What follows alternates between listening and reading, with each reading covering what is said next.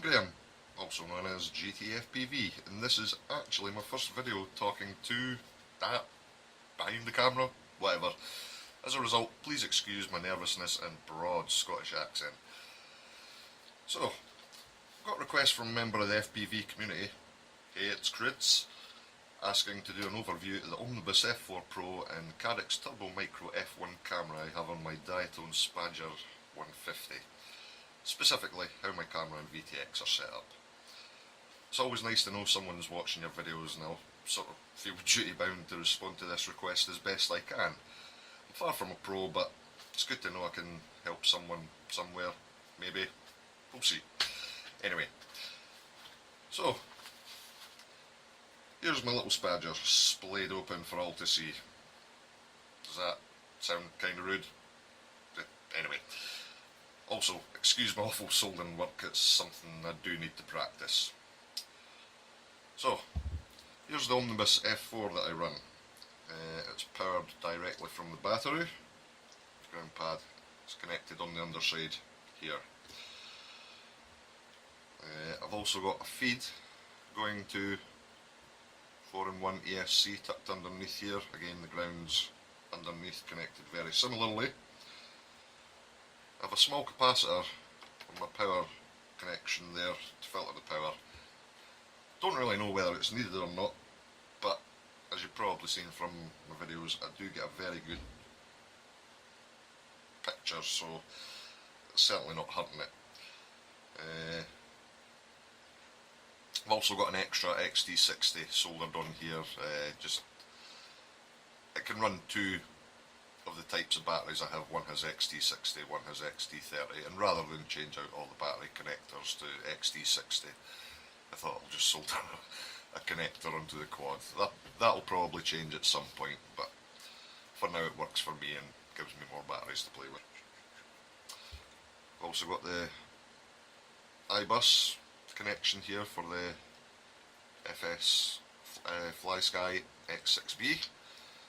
If you were running FreeSky, you would use this for the S-Bus connection. And finally, in here we have the buzzer connected. Okay, so type of focus on the video system. Mine's set up a little strangely, but it works for me. I'll go over the alternate ways of powering your camera and VTX as well. As I say, I have mine set up a little weirdly, but I will show you how it's set up as it's intended on this board. There's also another version of the board which has its own peculiarities. I'll quickly go through that as well and provide a couple of diagrams. So up front we have the Caddx Turbo Micro F1. It's a camera I would highly recommend. It's excellent colours, excellent resolution. So we have the video power OSD cable here.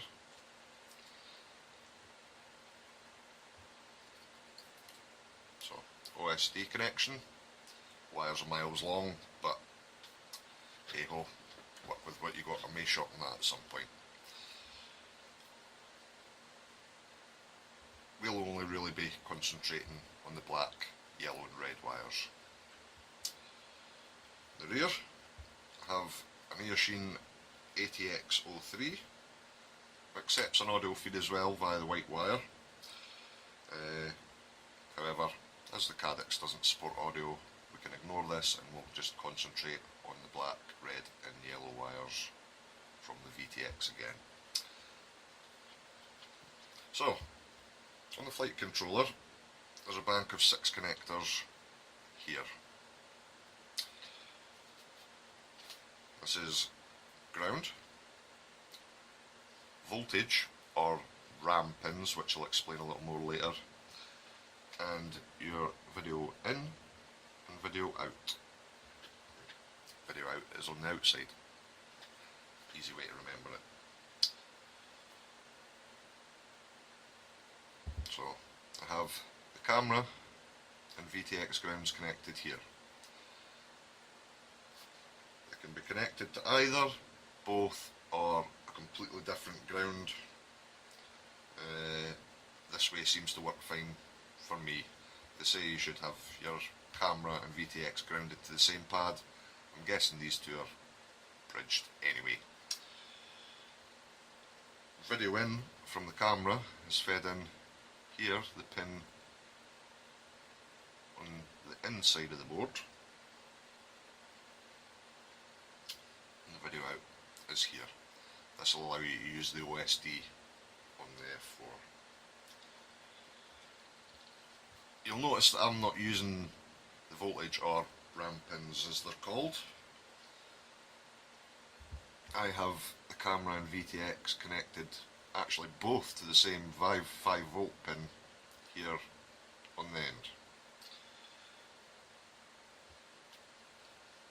To get the correct voltage to these pins, there are a couple of pads you need to short on the underside of this board to select either battery voltage or regulated 5 volt voltage. I'm going to flash up a diagram of the board, this particular board, and show you where these pins are, as I'm not going to lift my board up and show you them, and it is a very small connection. Basically I chickened out because the solder was too small and took a 5 volt from there. Again, works for me, might not for you.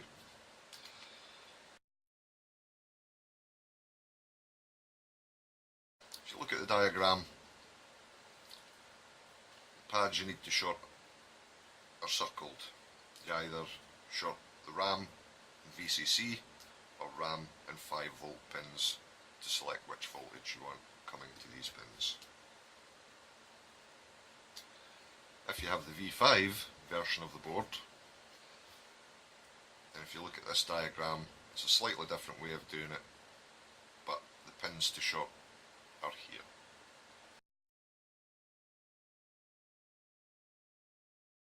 As you've probably seen in my flight videos, this setup works very well for me, and even with this tiny little dipole antenna I have a nice clear video signal. If you have any questions, drop me a comment and I will do my best to answer it. I hope I've been clear enough in my explanations, and this helps anyone setting up their VTX cam with this particular board. I'm always happy to answer questions, so fire away. I'd also just like to end the video with a few shout outs. First of all, hey, it's Crits. Thank you for motivating me to do my first informational video. Hope your build goes well, and be sure to post a video of the results. Also, the guys that have taught me so much.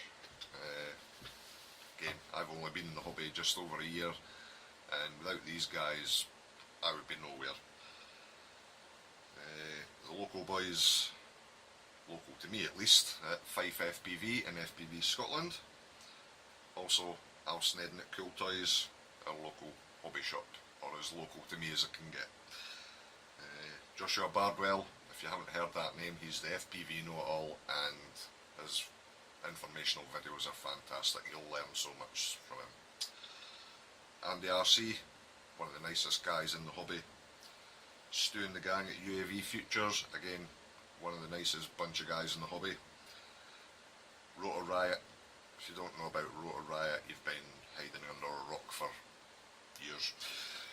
And the sadly now deceased JC Project Blue Falcon, again, another one of the guys that just, his knowledge is unbelievable. Watch his videos, he may not still be around, his videos are, and I still refer to them to this day. There's also loads more, but I just can't remember them offhand. So, hope you've enjoyed it.